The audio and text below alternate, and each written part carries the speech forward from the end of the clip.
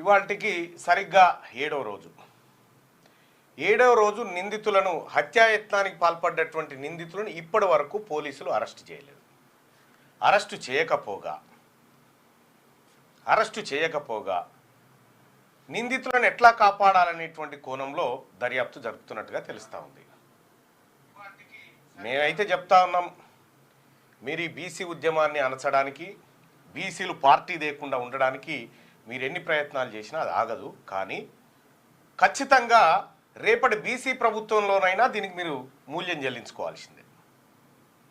ఇవాళ కల్వకుంట్ల కవిత గారి అధికారం పోయి 10 ఏళ్ళు అనుభవించి మళ్ళీ ఇప్పుడు పవర్లోనే పోలీసులను మేనేజ్ చేసేంత శక్తి కవిత దగ్గరికి ఎక్కడి నుంచి వచ్చింది? ఈ శక్తి కవిత వెనకాల ఎవరున్నారన్నట్టు? ఎవరు చెప్తే రాచకొండ పోలీసులు ఆమెను కాపాడే ప్రయత్నం చేస్తూ ఉన్నారు? ఇవాళకి 7వ రోజు కదా. ఒకవేళ తీన్మార్ మల్లన్న మనుషులే పోయి వేరే కార్యాలయం మీద దాడి చేస్తే ఈ పాటికి ఏం చేసేటోళ్ళు మీరు?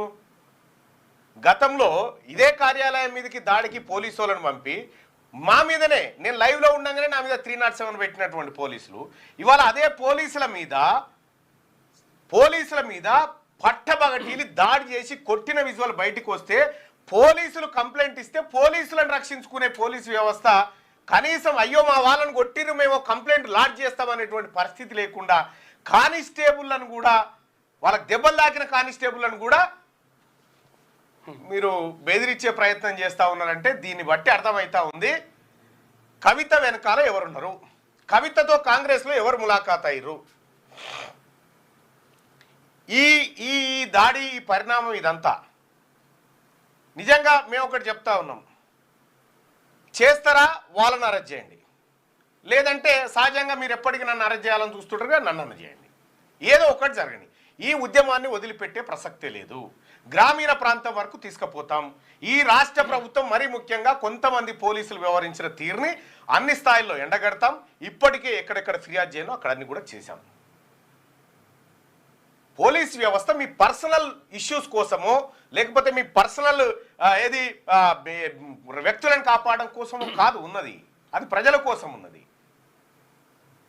ఒక ఎమ్మెల్సీ మీద హత్యాయత్నం చేస్తే ఇప్పటి వరకు 7 రోజుల వరకు ఒక్క నిందితుడిని అరెస్ట్ చేయరా? ఇవాళ నేను జాబితా, ఇవాళ 7 రోజులు కదా, నిందితుల జాబితా రేపేస్తాం, ఎవరెవరు ఉన్నారు ఏం కథ అనేది ఫోటోలతో సహా.